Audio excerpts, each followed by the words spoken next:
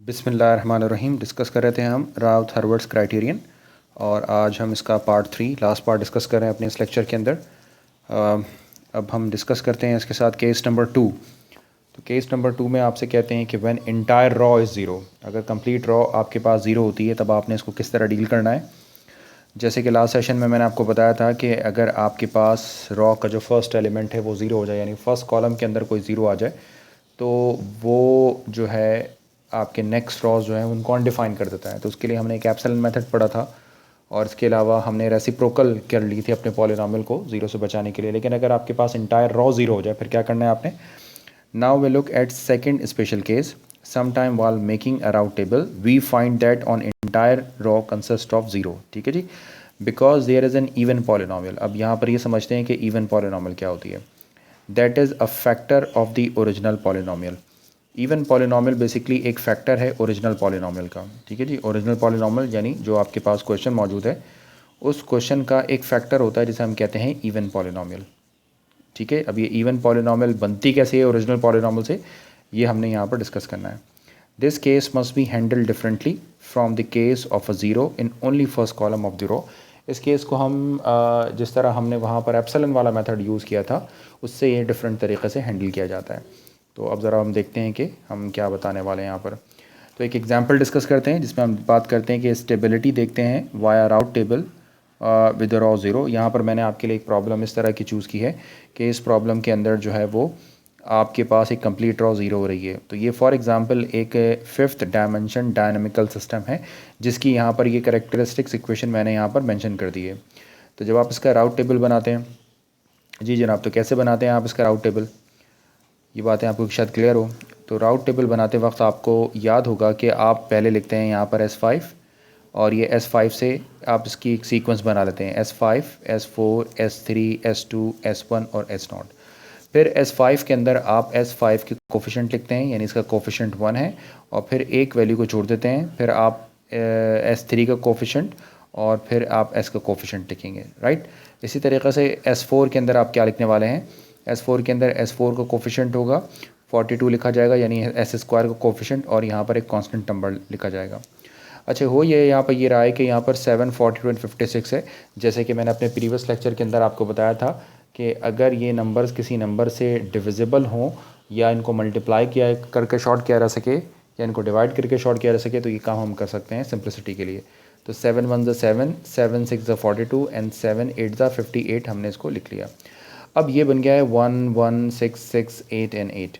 अब राउट टेबल में हम ये किस तरह, यानी ये पहला एलिमेंट कैसे निकलता है उसका तरीका मैंने आपको बताया था कि 6 को मल्टीप्लाई कर दें 1 के साथ, फिर माइनस टाइम 6 को मल्टीप्लाई कर दें 1 के साथ और फिर आप उसको 1 से डिवाइड कर लें।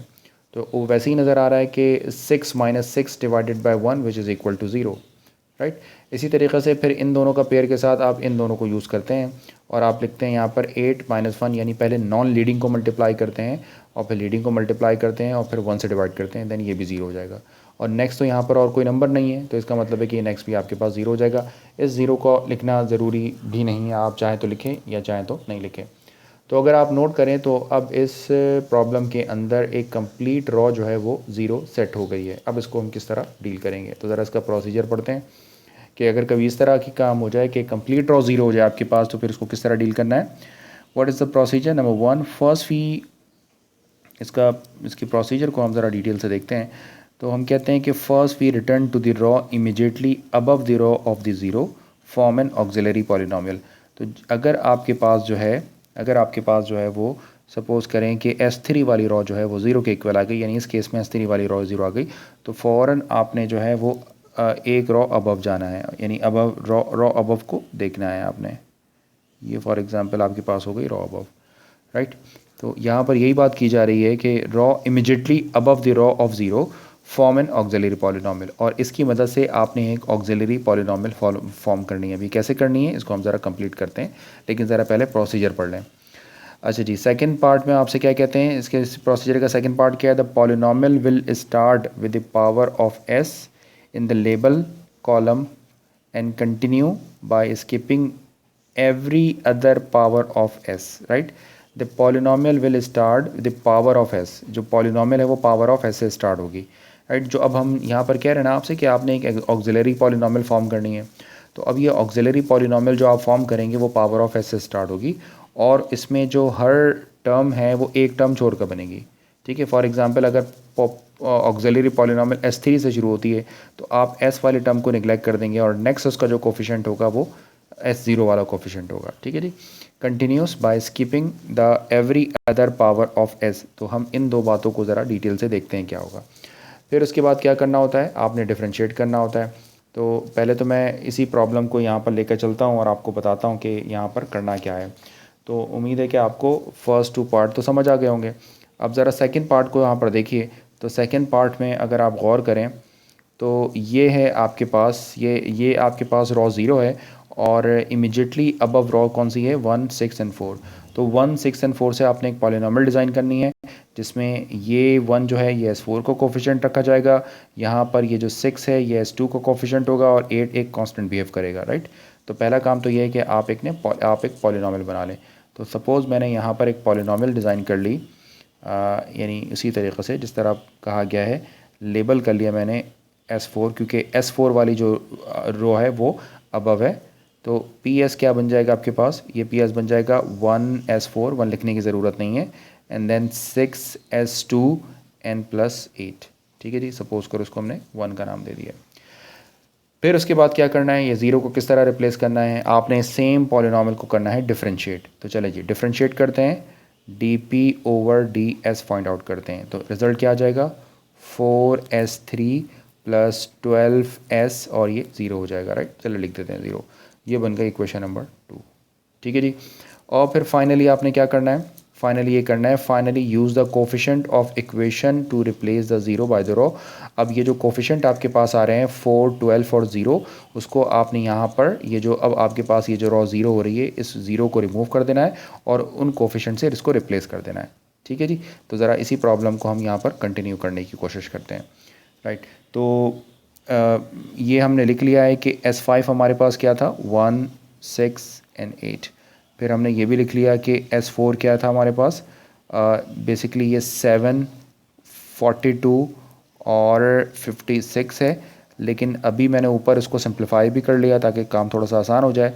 तो ये 7 1 ज़ा 7, 7 6 ज़ा 42 एंड 7 8 ज़ा 56। इसको हम इस तरीके से लिख सकते हैं। ठीक है जी। अब ज़रा इसको कंप्लीट करते हैं। तो अब आप मुझे बताएं कि S3 आप क्या लिखेंगे, S3 कैसे लिखेंगे आप। S3 आप बेसिकली आपके पास जो है वो 0 बन रही थी। ठीक है जी, S3 अभी आपने निकाली थी तो ये 0 0 और 0 आ रहे थे। अब ये 0 0 आ रहे थे तो आपने क्या किया, मैं फिर से आपको एक दफ़ा रिकॉल करवा देता हूँ। ये जो 1, 1, 6 और 4 है, इससे आपने S4 से स्टार्ट की एक पॉलिनोमियल। तो ये बन गई आपके पास 1S4, यहाँ पर आ गया 6x2 और यहाँ पर आ जाएगा 8। और फिर आपने कर दिया इस पॉलिनोमियल को differentiate with respect to S। तो जब आपने इसको डिफरेंशिएट किया तो ये आपके पास 4, 12 और 0 बन गया और 4, 12 ऑफ 0 को आपने जो है यहाँ पर रिप्लेस कर दिया इस 0 की जगह, यानी इस 0 की जगह पर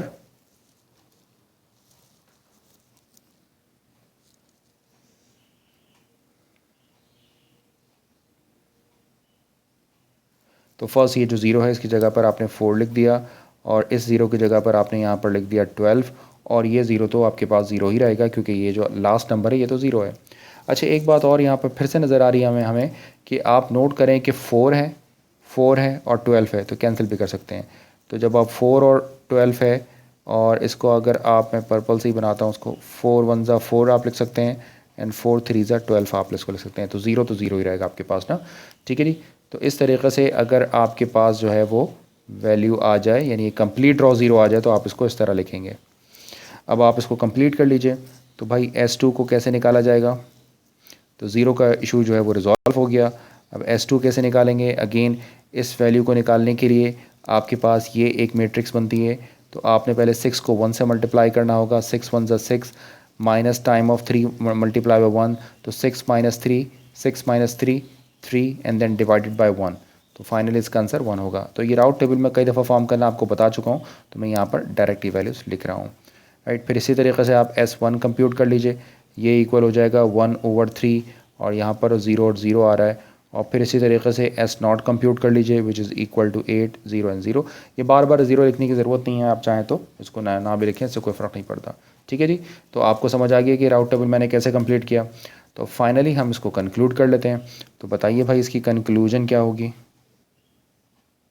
कंक्लूजन में मैंने आपको बताया था कि आपने फर्स्ट कॉलम जो है आपके पास, फर्स्ट कॉलम इसकी साइन देखनी होती है, राइट। तो फर्स्ट कॉलम में कोई साइन चेंज आपको दिख रहा है? तो इसका यहाँ पर देखें कि फर्स्ट कॉलम के अंदर तमाम एंट्रीज़ पॉजिटिव हैं। अगर तमाम एंट्रीज़ पॉजिटिव हों या तमाम एंट्रीज़ नेगेटिव हों तो इसका मतलब है कि कोई साइन चेंज नहीं होता। तो all entries in the first column are positive. तो इसका मतलब क्या हो गया यहाँ पर? हेंस देयर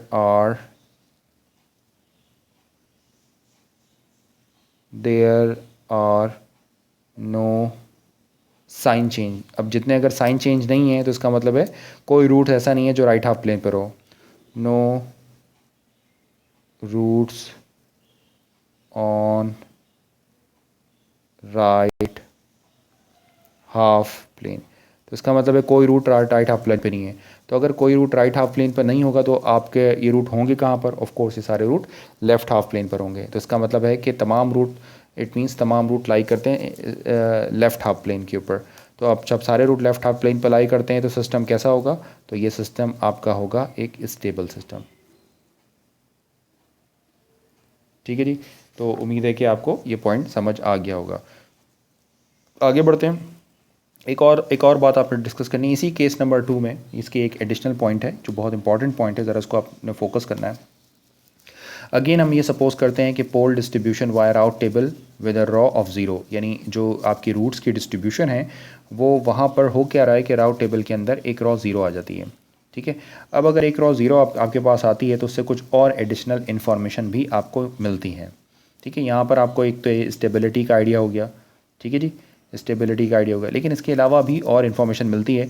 तो मैंने अपनी इस एग्जांपल के अंदर इसको और डिटेल से एक्सप्लेन किया है। वो कहते हैं कि all entire row of zero will appear in the Routh table when a purely even और a purely odd polynomial is a factor of the original polynomial. तो क्या ये पॉइंट आपको समझ आ गया है? आपको अभी थोड़ी देर पहले याद है कि मैंने एक नई करेक्टरिस्टिक्स पॉलिनोमियल बनाई थी। कैसे? कि अगर आपके पास रॉ जो थी वो ज़ीरो के इक्वल थी, जो रॉ आपके पास ज़ीरो के इक्वल होती है उससे ऊपर वाली रॉ से आप एक पॉलिनोमियल जनरेट करते हैं। फॉर एग्जांपल आपने ये वाली पॉलिनोमियल बनाई थी, आप प्रीवियसली इसको देख लीजिएगा। ठीक है जी। तो ये आपने एक पॉलिनोमियल, तो हम इस पॉलिनोमियल को कहते हैं इवन पॉलिनोमियल। क्यों? क्योंकि उसके अंदर ये जो है तमाम पावर जो होती है वो इवन है। इसी तरीके से है कि ऐसी पॉलिनोमियल जिसके अंदर तमाम पावर ऑड हो उसको हम कहते हैं ऑड पॉलिनोमियल। तो इसमें यही कह रहे हैं कि entire row zero will appear in the Routh table when a purely even और purely odd polynomial is a factor of the original polynomial. तो एक बात आपने ध्यान में रखनी है कि अगर आपके पास एक कंप्लीट रॉ ज़ीरो के इक्वल आती है तो इट मीन्स उस प्रॉब्लम के अंदर जो है वो एक पॉलिनोमियल, इवन पॉलिनोमियल एग्जिस्ट करती है। अब मैं इवन पॉलिनोमियल की टर्म ही क्यों यूज़ कर रहा हूँ? वो इसलिए मैं यूज़ कर रहा हूँ क्योंकि नोट नंबर 1 आप ज़रा नोट करें कि जो ऑड पॉलिनोमियल्स होती हैं are the product of even polynomial. Suppose अगर मैं इसके अंदर से एस को कॉमन ले लूँ तो ये आप नोट करें ये वापस से एक इवन पॉलिनोमियल बन जाएगी। तो odd polynomial is a product of even polynomial and a odd power of s. एक odd power of s, for example s की एक ऑड पावर निकल आएगी और वापस से ये एक इवन पॉलिनोमियल बन जाएगी। ठीक है जी। दस the constant term of the odd polynomial is always missing. Second point आपको क्या मिलता है यहाँ पर? ये बातें याद रखने वाली है कि even polynomial only have the root that are symmetrical about origin. यानी जिस प्रॉब्लम के अंदर एक कंप्लीट रॉ ज़ीरो हो और उसके अंदर इवन, मैं बार बार ऑड पॉलिनोमियल की टर्म नहीं यूज़ करूँगा, मैं इवन पॉलिनोमियल की टर्म यूज़ करूँगा। इवन ऑड इसमें इसलिए यूज़ नहीं करूँगा क्योंकि जो इवन पॉलिनोमियल होती है आपके पास, जो ऑड पॉलिनोमियल्स होती हैं वो बेसिकली इवन पॉलिनोमियल का ही प्रोडक्ट होती है। ठीक है जी। तो सेकंड में ये कि अगर आपके पास जो है वो इवन पॉलिनोमियल कहीं एग्जिस्ट करती है, देन जो रूट्स होते हैं वो आपके सिमेट्रिकल अबाउट ओरिजिन होते हैं। अब ये सिमेट्री जो होती है वो 3 तरीक़ों से अकर होती है। अब ये कैसे अकर होती है? आप ये रूट यानी जहाँ कहीं आपको इवन पॉलिनोमियल मिले, अब ये सिमेट्री जो है बेसिकली रूट कब होते हैं भाई? कौन से रूट सिमेट्रिकल होते हैं? ऑफ कोर्स जो रूट कॉन्जुगेट होते हैं वही सिमेट्रिकल होते होंगे। तो कॉम्प्लेक्स रूट ही जो होते हैं वो बेसिकली सिमेट्रिकल होते हैं। ठीक है जी। यानी क्योंकि वो रूट कॉन्जुगेट की फॉर्म में होते हैं। तो इसका मतलब ये हो गया कि जहाँ कहीं इवन पॉलिनोमियल एग्जिस्ट करती है वहाँ पर आपके पास जो रूट्स निकलते हैं वहाँ पर आपके पास रूट कॉम्प्लेक्स भी हो सकते हैं और वो 3 तरीक़ों से हो सकते हैं। The roots are symmetrical about real axis, यानी ये पॉसिबल है कि जो आपके रूट्स हैं, मैं यहाँ पर उसको ड्रॉ कर कर भी आपको ज़रा समझाऊँ ताकि ये चीज़ आपकी समझ आ जाए एक दफ़ा। सपोज़ करें कि अब ये जो मैं सिमेट्रिकल बात कर रहा हूँ, मैं क्या बात कर रहा हूँ, सपोज़ कीजिए एक्सेस है ना, ठीक है। तो अब आपके जो रूट्स हैं उनकी लोकेशंस क्या हो सकती है, उनकी लोकेशन ये हो सकती है कि वो जो रूट हैं वो यहाँ पर या यहाँ पर कहीं हो, ठीक है। सपोज़ करो कि ये लोकेशन आपके पास ए है, तो वो क्या हो सकते हैं, ये सिमेट्रिकल रूट हो गए। तो roots are symmetrical are real axis. मान लें कि ये रियल एक्सेस है, हमें कैसे पता लगा ये रियल एक्सेस है, जब ज़ीरो लाई करता है तो आपको याद रखें कि रूट कॉम्प्लेक्स भी होंगे, ठीक है जी। तो ये रियल एक्सेस है। तो रियल एक्सेस मतलब ये कि अगर सेवन्थ ऑर्डर की कोई इक्वेशन है और उसमें कोई इवन पॉलिनॉमियल एग्जिस्ट करती है, जो मैं आगे चल कर बताने भी वाला हूँ, तो उसके कुछ रूट कॉम्प्लेक्स होंगे, कुछ रूट उसके रियल होंगे। तो उसके जो कॉम्प्लेक्स रूट होंगे वो कॉम्प्लेक्स रूट इस तरह डिस्ट्रीब्यूट होते हैं, यानी सिमेट्रिकली डिस्ट्रीब्यूट होते हैं। तो ऐसे हो सकते हैं कि जिनका कोई इमेजनरी पार्ट ना हो, एक पॉसिबिलिटी है जी जनाब। तो सेकंड पॉसिबिलिटी क्या हो सकती है उसकी, सेकंड पॉसिबिलिटी ये हो सकती है कि जो रूट हैं आपके पास सिमेट्रिकल हो इमेजनरी एक्सिस के। सपोज़ करें कि ये आयोटा ओमेगा एक्सिस है, वो रूट यहाँ पर हो सकते हैं, दिस इज़ बी, ठीक है जी। लोकेशन बी पर हो सकते हैं, मान लें कि ये लोकेशन ए हो गई, मान लें कि ये मैं लोकेशन बी की बात कर रहा हूँ। और थर्ड केस क्या हो सकता है, द रूट आर क्वाड्रेंटल, और ये जो रूट हैं आपके पास ये क्वाड्रेंटल भी हो सकते हैं। अब ये रूट क्वाड्रेंटल का क्या मतलब होगा, देखिए मैं इसको ड्रॉ करके बताता हूँ ताकि आप ये समझ सकें। मतलब ये इस तरह के इस सॉरी ये इस वाली लोकेशन के ऊपर भी रूट लाई कर सकते हैं आपके ऐसे, ठीक है जी। तो यानी ये जो आपके एक्सेस हैं ये क्वाड्रेंटल एक्सेस हैं, यानी रूट की लोकेशन यहाँ पर, यहाँ पर, यहाँ पर, या इन सारी जगहों पर भी हो सकती है। For example C C C N C कर लेते हैं, ये सी। तो ये जो आपके पास है वो क्वाड्रेंटल। तो मैं अगर कंक्लूड करूँ तो मैं आपसे ये कह सकता हूँ कि अगर आपके पास एक कंप्लीट रॉ ज़ीरो होती है तो ये पॉसिबिलिटी है कि उसके अंदर कुछ रूट कॉम्प्लेक्स होंगे और कुछ रूट जो हैं वो रियल होंगे। ये जो कॉम्प्लेक्स वाले रूट होते हैं उनकी पॉसिबिलिटी ये है कि वो रियल एक्सिस के ऊपर हो सकते हैं, यानी दो निकलें रियल एक्सिस पे हो सकते हैं, या चार निकलें और वो चारों इन क्वाड्रेंटल एक्सिस के ऊपर हो सकते हैं, या दो इमेजनरी एक्सिस के ऊपर हो सकते हैं। तो ये सारी पॉसिबिलिटी आपके पास मौजूद है। अब एग्जाम्पल करेंगे तो चीज़ और अच्छी समझ में आ जाएगी। कुछ बातें और डिस्कस कर लें। Thus the row of a zero tell us the of the existence of even polynomial. तो पहली बात यह है कि अगर रॉ ज़ीरो हो, आपके पास ज़ीरो रॉ एग्जिस्ट हो रही हो, तो इसका मतलब होता है कि उसके अंदर कोई इवन पॉलिनॉमियल एग्जिस्ट करती है whose roots are symmetrical about origin. और सिमेट्रिकल अबाउट ओरिजिन होने का मतलब ये है कि उसके जो रूट हैं वो कॉम्प्लेक्स हो सकते हैं, होंगे। Some of these root could be on आयो could be on iota omega axis, iota omega axis. If we don't have a row of zero, so we cannot possibly have iota omega root. तो अगर आपके पास raw zero नहीं होगी तो iota omega root नहीं होंगे आपके पास, ठीक है जी।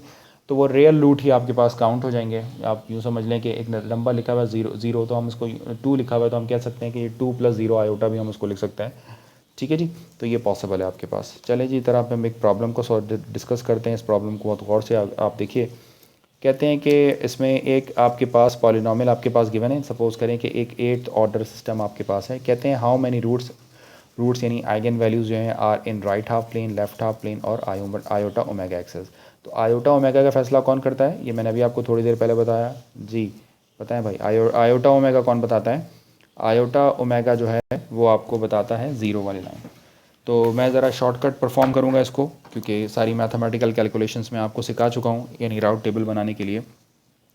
तो S8 है, तो अगर आप S8 का कोफिशेंट लिखेंगे तो वो 1 होगा। फिर आप एक नंबर छोड़कर इसका कोफिशेंट लिखते जाएं तो S6 का कोफिशेंट 12 हो जाएगा। फिर उसके बाद S4 का कोफिशेंट 39 लिखना होगा। फिर आपने S2 का कोफिशेंट 48 लिखना होगा। और फिर आपने कांस्टेंट नंबर 20 लिखना होगा। इसी तरीक़े से S7 है, तो रिमेनिंग जो वैल्यूज़ हैं वो वहाँ लिख लें। दिस इज़ 1, प्रॉब्लम्स के साथ साथ देखते जाइएगा। 122 and then 59 then 38 and then 0। अब आप अपने कैलकुलेटर्स निकाल लें और इनको हम फिल कर लेते हैं। पहले इसको इसके साथ मल्टीप्लाई करें, फिर माइनस टाइम इसको इसके साथ मल्टीप्लाई करें एंड देन 1 से आप इसको डिवाइड कर दें। तो जब आप इसको डिवाइड करेंगे तो ये जो रिज़ल्ट है आपके पास बनकर आएगा -10। यहाँ पर जो रिज़ल्ट बनकर आएगा वो बनेगा -20। ये रिज़ल्ट वापस 10 बनता है, ये रिज़ल्ट आपका 20 बन जाएगा और ये रिज़ल्ट 0 आपका एज इट इज़ रहेगा। और अगेन अगर आप नोट करें यहाँ पर, तो यहाँ पर एक बार पॉइंट ये नज़र आ रहा है कि ये सब कैंसिल भी हो रहे हैं। तो अगर मैं इनको कैंसिल कर लूँ, ठीक है जी। तो ये सारी चीज़ें कैंसिल भी हो रही हैं। तो अगर मैं इसको कैंसिल कर लूँ तो इसकी जगह पर मैं -1 अब यूज़ करूँगा। इसको कैंसिल कर लूँ तो इसकी जगह -2 यूज़ करूँगा। इस नंबर को कैंसिल करूँ तो 1 यूज़ करूँगा। इस नंबर को कैंसिल करूँ तो मैं 2 यूज़ करूँगा। ठीक है, तो अब हम आगे पढ़ते हैं मज़ीद। जनाब ये येलो से हम इसको करते हैं। अब यहाँ पर S5 के लिए क्या हुआ, फिर वापस से मैंने आपको बता दिया था कि इसका इसके साथ पेयर बनाकर करना है, फिर इसी का इसके साथ पेयर बनाना है, फिर इसका इसके साथ पेयर बनाना है, फिर इसका इसके साथ पेयर बनाना है। तो वो आप देख लीजिएगा, फार्मूला मैं बता चुका हूँ। तो अगेन S5 के लिए आंसर बना 20, देन फिर आंसर बना आपका 60, देन फिर आपका आंसर बना 40, फिर इसका आंसर आ गया 0 और फिर आंसर 0। अगेन अगर आप यहाँ पर नोट करें तो आपको नज़र आ रहा है कि ये वैल्यूज़ फिर से कैंसिल हो रही हैं। तो ये कैंसिल हो जाएंगी 1 टाइम, ये कैंसिल हो जाएगी 3 टाइम्स और ये कैंसिल हो जाएगी 2 टाइम्स। ठीक है जी, 20 से ये कैंसिलेशन भी हो रही हैं। आगे बढ़ते हैं हम यहाँ पर। S4 के लिए आंसर बनेगा इसका 1 एंड देन 3 एंड देन 2, फिर 0 एंड 0। ये 0 लिखने की कोई ख़ास ज़रूरत है नहीं, चले लिख देता हूँ आपके लिए। इसके अलावा S3 को अगर आप देखें तो S3 का जो आपका आंसर यहाँ पर फॉर्म होगा वो आंसर आपका बन रहा है 0 0 0 0 एंड 0। तो ये यहाँ पर आप जो है वो थोड़ी देर के लिए रुक जाएंगे। अगर आप नोट करें तो ये आपके पास जो है वो एक कंप्लीट 0 की लाइन बन गई है। ठीक है जी, तो ये आपके पास आ गया है रॉ ऑफ 0। ये रॉ बन गई है 0, रॉ ऑफ ज़ीरोस। तो ये ज़ीरोस की आपके पास लाइन आ गई है। अब जब ज़ीरो की लाइन आती है तो आपने क्या करना होता है, आपने करना ये होता है कि आपने इससे ऊपर वाली एक इवन पॉलिनॉमियल फॉर्म करनी होती है, ऊपर जाना होता है और एक इवन पॉलिनॉमियल बनानी होती है। तो हम ये साथ साथ काम करते जाते हैं। तो हमें क्या पता लगा, पता ये लगा,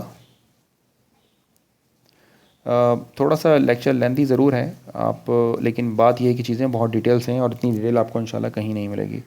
तो हम बात करते हैं कि एट S3 रॉ ऑब्टेन 0। ठीक है, तो अब हमने क्या करना है, moving back to row and extract the polynomial. तो अब हमने एक पॉलिनॉमियल सेट करनी है यहाँ पर। तो S3 से S4 पर चले जाएं तो आप जो पॉलिनॉमियल बनाएंगे वो क्या बनेगी, अब S4 का कोफिशिएंट के साथ बनेगी। तो 1S4 बन जाएगी, फिर 3S2 और फिर आपके पास 2। तो ये आपके पास बेसिकली एक इवन पॉलिनॉमियल हो गया। ठीक, फिर 0 को रिप्लेस करने के लिए आपने क्या करना था, आपको बताया था इसका जो थर्ड पार्ट था आपने इसका लेना होता है डेरिवेटिव। तो अगर आप इसको डिफ्रेंशिएट करते हैं तो ये बनता है 4S3 प्लस 6SN प्लस 0। तो इसका मतलब यहाँ पर ये हो गया कि आपने जो है वो यहाँ पर तमाम के तमाम जो ज़ीरो लिखे हुए हैं उनको अब आपने रिप्लेस कर देना है। ठीक है जी, अब किससे रिप्लेस करना है कि इस ज़ीरो को आपने रिप्लेस कर देना है, हाँ जी, किस नंबर के साथ जी, ये ज़ीरो किस नंबर के साथ रिप्लेस होगा, ऑफ कोर्स ये हो जाएगा 4 के साथ चेंज हो जाएगा। इसी तरीक़े से ये ज़ीरो जो है वो 6 के साथ रिप्लेस हो जाएगा और ये बाकी ज़ीरो रहेंगे। ठीक है जी, ये 4 एंड देन 6। अच्छा, अगेन 4 एंड 6, अगेन 4 एंड 6। तो अब आप इसको जो है इसको भी कैंसिल कर सकते हैं, यानी ये कैंसिल होकर 2 टाइम्स हो जाएगा और ये कैंसिल होकर 3 टाइम्स हो जाएगा। राइट, तो ज़ीरो का झगड़ा ऑलमोस्ट हमारा सॉल्व हो गया। अब आप इस राउट टेबल को बहुत आसानी के साथ कंप्लीट कर सकते हैं। तो मैं S2 लिख लेता हूँ यहाँ पर। जब मैं S2 लिखता हूँ तो ये 3/2 बन जाता है। मैं इसको यहाँ लिख लेता हूँ, 3/2 हो जाता है और ये एक्चुअली 4 हो जाता है और बाकी सारे नंबर्स जो हैं वो 0 0 0 ही रहते हैं। इसको लिखना ज़रूरी नहीं है। आप चाहें तो अगर आपको इधर की डिवीज़न से भी प्रॉब्लम हो, आपको लगता है कि नहीं मैं इसको डिवाइड करना मेरे लिए बहुत मुश्किल है, तो इसको भी आप सिंप्लीफाई कर सकते हैं, क्योंकि मैंने आपको बताया था कि मल्टीप्लाई आसानी से किया जा सकता है। सपोज़ मैं जो है इसको क्या कर सकता हूँ, अगर 2 से मल्टीप्लाई कर दूँ तो ये जो रिज़ल्ट है वो मेरे पास क्या बन जाएगा 3। और अगर इसको हम जो है वो 2 से एक्चुअली ये मैंने गलत लिख दिया है यहाँ पर। ये इनिशियली यहाँ पर जो आता है वो आएगा 2 और जब आप इसको वापस 2 से मल्टीप्लाई करेंगे या आप कैलकुलेट कर भी लीजिएगा तो ये बन जाएगा 4। ठीक है जी, तो इस तरह आप चाहें तो अपना फ्रैक्शन भी रिमूव कर सकते हैं जी। तो बस फाइनली अब आप इस टेबल को कंप्लीट कर लें। नेक्स्ट S1 बन रहा है आपका 1/3 0 डैश डैश, ये सब ज़ीरो ही हैं। एंड देन 4, फिर सारे ये सारे 0 0 0। तो इस तरह आपने इसको कंप्लीट कर लिया। ठीक है जी। अब आपने इसको कंप्लीट तो कर लिया है, अब ज़रा हम इसको एनालिसिस की तरफ चलते हैं कि जो हमने बात की थी कि हम इसको किस तरह एनालाइज करेंगे। देखिए जी, यहाँ पर ज़रा यहीं पर मैं आपको बताने वाला हूँ, इसी को फोकस कीजिएगा आप। मैं इसको इस रेड पेन से लिखता हूँ। देखिए जी, ये जो S4 है वो आपके पास बेसिकली एक इवन पॉलिनॉमियल थी। तो याद रखिए कि ये जो S4 से लेकर ये जो S4 तक S8 तक है, इस पॉलिनॉमियल को, यानी इसको जो है वो हम ये मैं एक एरो बनाकर आपको बताऊं ताकि ये चीज़, हाँ जी, यानी ये यहाँ से देखिए 2 साइडेड एरो अगर मैं बना सकूं, बल्कि आपको ये देखिए, सपोज़ गौर से देखिएगा, ये सारी बातें बहुत चूँकि डिटेल के साथ हैं। तो ये जो पॉलिनॉमियल है जो S8 से लेकर S4 तक है, तो इसको हम कहते हैं अदर पॉलिनॉमियल। याद रखिएगा, दिस इज़ कॉल्ड अदर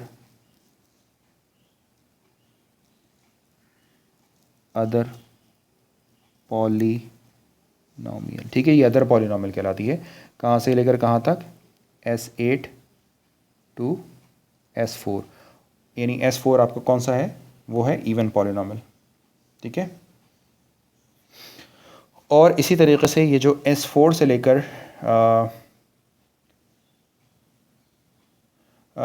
इसको S8 से ये, ठीक है जी, ये बात समझ आ गई। तो उसको हम कहते हैं अदर पॉलिनॉमियल कहते हैं। और इसके बाद ये जो S4 से लेकर S0 तक की जो पॉलिनॉमियल है, ये आपके पास कहलाती है इवन पॉलिनॉमियल, यानी S4 to S2 are test of the even polynomial. तो इसको हम लेबल करते हैं एज अ इवन पॉलिनॉमियल। तो इस बात को आपने ज़रूर अपने जहन में रखना है।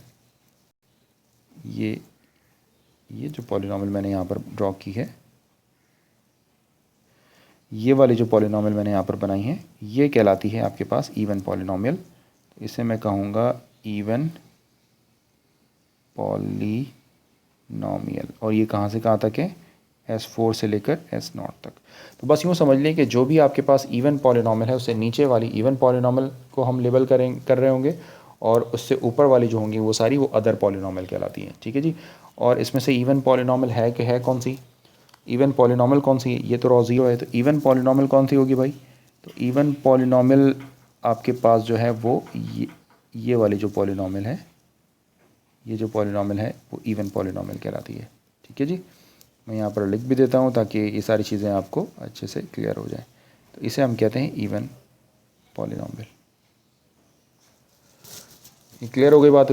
तो ये इवन पॉलिनॉमियल है और ये है आपके पास अदर पॉलिनॉमियल। अब बात करते हैं हम इसकी इंटरप्रिटेशन की, और हम ज़रा रूट की हम बात करते हैं कि इसमें कौन कौन से और कहाँ कितने कितने रूट आपके पास होंगे। तो फाइनली ज़रा जल्दी से देख लेते हैं इसकी इंटरप्रिटेशन। हम डिस्कस करते हैं इसकी इंटरप्रिटेशन। अच्छा जी, इंटरप्रिटेशन में अभी मैं क्या पता लगा हमें, तो अगर आप नोट करें तो no sign changes exist from the S4 to S0। तो अगर आप नोट करें तो S4 से लेकर S0 तक कोई साइन चेंज नहीं है। जी जनाब, फर्स्ट कॉलम को देखना होता है। S4 से लेकर S1 तक देखें, यहाँ पर कोई साइन चेंज नहीं है, सब पॉजिटिव हैं। ठीक है जी।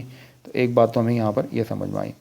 सेकेंड पॉइंट हमारा क्या क्या हमने इसको ऑब्ज़र्व किया, does even polynomial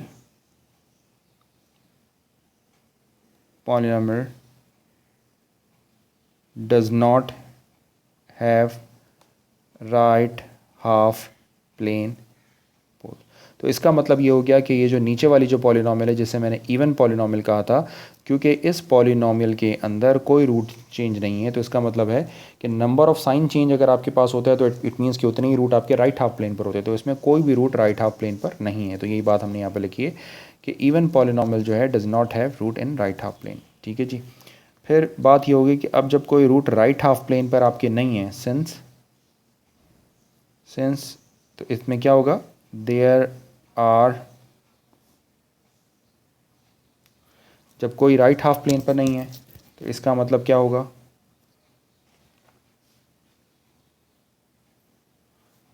there are no right half plane and no left half plane because, क्या ये बात आपको समझ आ गई है? ये बात मैं भी आपको थोड़ी सी और वजाहत कर देता हूँ उसकी।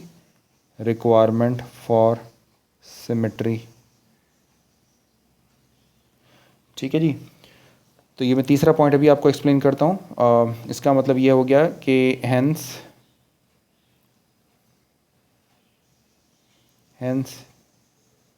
Even polynomial must have all four of its roots on iota omega axis। तो ज़रा जल्दी से इन दो पॉइंट्स को आप समझ लीजिए कि इन दो पॉइंट्स में यहाँ पर ये एक्सप्लेन हो रहा है कि उम्मीद है कि दो पॉइंट तो समझ आ गए होंगे। तो इसका मतलब ये है कि कोई भी रूट आपके जो है, चूँकि साइन चेंज नहीं है, तो अगर साइन चेंज नहीं है तो इसका मतलब है कि कोई भी रूट आपके राइट हाफ प्लेन पर नहीं है। Since there is no right half plane and no left half plane because the equivalent to the symmetry. तो इवन पॉलिनॉमियल में अगर आप नोट करें तो इवन पॉलिनॉमियल में आपके, मैं इसको टेबल बना दूं पहले, फिर उसके बाद मैं आपको ज़रा समझाता हूँ। सपोज़ कीजिए कि मैं यहाँ पर देख रहा हूँ रूट्स की लोकेशन देखता हूँ मैं यहाँ पर, और यहाँ पर ये बहुत इंपॉर्टेंट पॉइंट है समझने वाला। ये है बेसिकली इवन पॉलिनॉमियल का कितना ऑर्डर है, फोर्थ ऑर्डर, यानी 4 रूट होने चाहिए, ठीक है जी। और ये जो ऑड, यानी ऑड नहीं, हम इसको कहेंगे अदर पॉलिनॉमियल्स के कितने ऑर्डर हों, ये भी आपके पास 4th ऑर्डर है। और यहाँ पर हम करते हैं इसकी टोटल। तो आप बताएं कि राइट हाफ प्लेन पर कितने रूट हैं अगर वो इवन पॉलिनॉमियल है। तो चूंकि इवन पॉलिनॉमियल पर कोई साइन चेंज नहीं है तो इसका मतलब है कि 0 रूट होंगे आपके राइट हाफ प्लेन के ऊपर, ठीक है, 0 रूट राइट हाफ प्लेन पर। तो अगर ये यहाँ पर 0 रूट हैं आपके राइट हाफ प्लेन पर इवन पॉलिनॉमियल में, ठीक है, तो 0 रूट अगर आपके राइट हाफ प्लेन पर, यहाँ पर देखिए ये मैं आपको फिर से दिखाता हूँ, ये वाली चीज़ कि यहाँ पर चूँकि कोई साइन नहीं है, इसका मतलब है कोई भी रूट जो है वो आपका राइट हाफ प्लेन पर नहीं है। तो अगर यहाँ पर कोई भी रूट आपका राइट हाफ प्लेन पर नहीं है तो इसका मतलब ये है, चूँकि यहाँ पर एक 0 वाली रॉ एग्जिस्ट करती है, तो कोई भी रूट आपका लेफ़्ट हाफ प्लेन पर भी नहीं होगा। क्या ये पॉइंट आपने समझा है? लेफ़्ट हाफ प्लेन पर कितने होंगे? तो इवन पॉलिनॉमियल के लिए लेफ़्ट हाफ प्लेन पर भी 0 होंगे। अच्छा, अदर पॉलिनॉमियल्स में क्या है, देखें, अदर और टोटल, यानी इसका मतलब ये है कि सारे के सारे रूट्स कहाँ पर होंगे आपके, वो तमाम के तमाम रूट आयोटा ओमेगा पर होंगे, यानी 4 रूट होंगे ऐसे जो कॉम्प्लेक्स होंगे, ठीक है। तो अगर आपके जो हैं वो कोई साइन चेंज नहीं है तो इसका मतलब है there is no sign change, तो इसका मतलब ये है कि तमाम के तमाम रूट जो हैं वो आपके इवन पॉलिनॉमियल के कोई भी रूट राइट हाफ प्लेन पर नहीं है। अब क्वेश्चन यहाँ पर ये रेज होता है, क्या वो लेफ़्ट हाफ प्लेन पर नहीं होंगे? तो उसको ज़रा थोड़ा सा सोचें, क्या वो रूट लेफ़्ट हाफ प्लेन पर होंगे या नहीं होंगे, ठीक है, इसको थोड़ा सा सोचें, फिर मैं आपको और एक्सप्लेन करता हूँ। अब अदर पॉलिनॉमियल में क्या हो रहा है, ज़रा ऊपर जाइए और अदर पॉलिनॉमियल को देखें। तो अदर पॉलिनॉमियल में मुझे एक साइन चेंज नज़र आता है यहाँ से यहाँ और फिर यहाँ से यहाँ। तो यहाँ पर एक्चुअली 2 साइन चेंज आपको दिखते हैं। तो अगर आपको 2 साइन चेंज नज़र आते हैं यहाँ पर, तो इसका मतलब ये हो गया कि आपके जो 2 रूट हैं वो राइट हाफ प्लेन पर हैं। ये भी 4th ऑर्डर की इक्वेशन थी। इसका मतलब ये हो गया कि यहाँ पर 2 रूट होंगे जो लेफ़्ट हाफ प्लेन पर होंगे और यहाँ पर आयोटा ओमेगा पर 0 होंगे, ठीक है जी। तो टोटलिंग कितनी हो गई, ये भी 2 बन गए, ये भी 2 हो जाएगा और ये भी 4 हो जाएगा। तो यहाँ पर जो टोटल हैं वो आपके बन गए 8 रूट। तो ये आपके टोटल 8 रूट आ गए, यानी तो 2 रूट आपके जो हैं अदर पॉलिनॉमियल, ऊपर वाली पॉलिनॉमियल 2 हो गए आपके, चूँकि 2 साइन चेंज हो रहे हैं तो वो 2 हो गए राइट हाफ प्लेन पर। इसी तरीके से ये जो 2 रूट्स हैं ये आपके हो गए लेफ़्ट हाफ प्लेन के ऊपर, तो आयोटा ओमेगा पर कोई रूट नहीं है।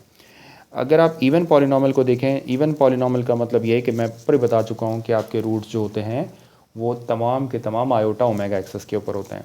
तो इवन पॉलिनॉमियल को अगर आप नोट करें तो यहाँ पर जो है वो 0 रूट राइट हाफ प्लेन पर है, तो सिमेट्री होने की वजह से इसके लेफ़्ट हाफ प्लेन पर भी 0 रूट होंगे और तमाम के तमाम रूट आयोटा ओमेगा पर होंगे। यानी मैं इसको अगर इन शॉर्ट कहना चाहूँ, अगर आप किसी प्रॉब्लम किसी ऑनलाइन टूल से अगर आप जो इनके रूट निकालते हैं तो उसमें 4 रूट जो होंगे वो कॉम्प्लेक्स होंगे और 4 रूट जो होंगे वो रियल होंगे।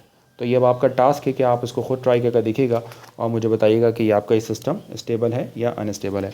तो अब मैं ज़रा इसकी स्टेबिलिटी पे बात करना चाहूँगा आपसे। तो वो क्या पता लगा, the system has 2 roots in right half plane, 2 root right half plane पर हैं, 2 roots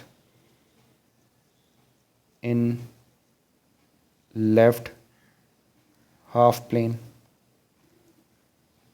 and 4 roots on iota omega access.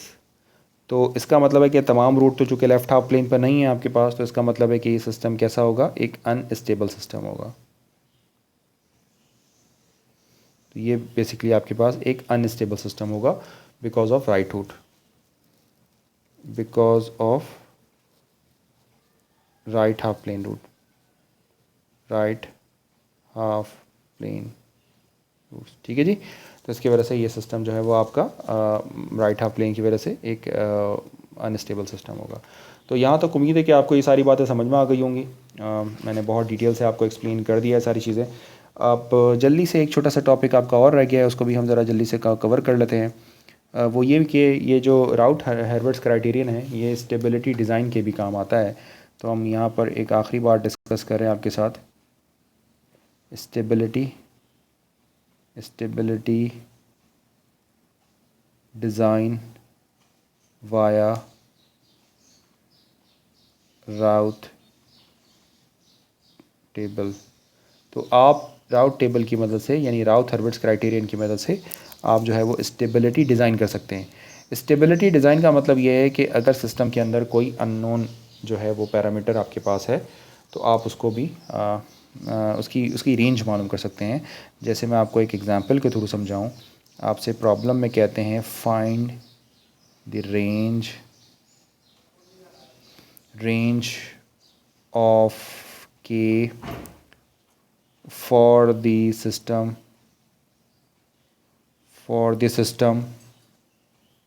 that will cause the system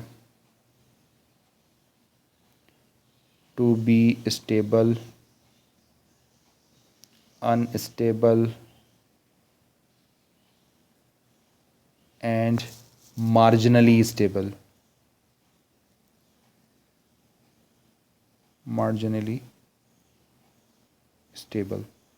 assume हम कर रहे हैं यहाँ पर के ग्रेटर देन 0 है और ये जो आपके पास सिस्टम गिवन है वो है S3 + 18 S2 + 77 S + K। तो मैं ज़रा टाइम सेव करने के लिए ज़रा फास्ट मैं इसको परफॉर्म करता हूँ और आपको बताता हूँ, क्योंकि मुझे उम्मीद है कि मैंने आपको मेन सारे कॉन्सेप्ट्स बता दिए हैं। तो इस सिस्टम के अंदर एक अननोन पैरामीटर के है, जब तक आपको उसकी वैल्यू नहीं पता लग जाती आप ये नहीं बता सकते कि आपका सिस्टम के की किन वैल्यूज़ के लिए स्टेबल होगा, किन की किन वैल्यूज़ के लिए अनस्टेबल होगा। तो राउट टेबल फॉर्म करते हैं तो S3 आ जाएगा 1 एंड देन 77, फिर S2 लिखना होगा आपने 18 एंड K, फिर आप जब S1 कंप्यूट करते हैं ये बनता है 1386 - K डिवाइडेड बाई 18। और इसी तरीके से जब आप जो है वो S0 बनाते हैं तो ये बन जाता है K। ठीक है जी। तो ये बताएं कि आपको कैसे, आपको पता है ना कि ये जो फर्स्ट आपके पास है कॉलम, इस फर्स्ट कॉलम को पॉजिटिव होना चाहिए अगर सिस्टम को स्टेबल रखना है आपने। ठीक है जी। तो बस यहाँ पर आपने एक राउट टेबल फॉर्म कर लिया है। तो मैं यहाँ पर आपको ये कहना चाहता हूँ कि फ़र्स्ट को हमेशा पॉजिटिव होना चाहिए। तो मैं यहाँ पर कंक्लूड कर रहा हूँ इसको इस तरीके से कि इफ़ जी जनाब के की जो वैल्यू है अगर वो लेस देन 1386 है, ऑफ कोर्स नज़र आ रहा है यहाँ पर, अगर ये लेस देन के की वैल्यू 1386 है तो क्या होगा, आपका आंसर जो होगा वो तमाम की तमाम चीज़ें पॉजिटिव हो जाएंगी। तो all terms in first column will be positive, will be positive. तो विल बी पॉजिटिव होने का क्या मतलब है? No sign change will exist, no sign change will exist and system will, क्या हो जाएगा आपका सिस्टम? कैसा हो जाएगा? Stable, system will stable. Similarly बताइए जी अनस्टेबल कहाँ पर होगा? समझ आ गई हमें बात कि अगर हमारे पास जो है वो k की वैल्यू वो लेस देन 1386 है, तो इट मीन्स कि आपका जो सिस्टम है, जो टर्म होंगी, then all terms in first column will, not all terms, तमाम टर्म्स तो नहीं, बट सारी टर्म्स तो पॉजिटिव नहीं रहेंगी, नॉट ऑल टर्म्स। ये मुझे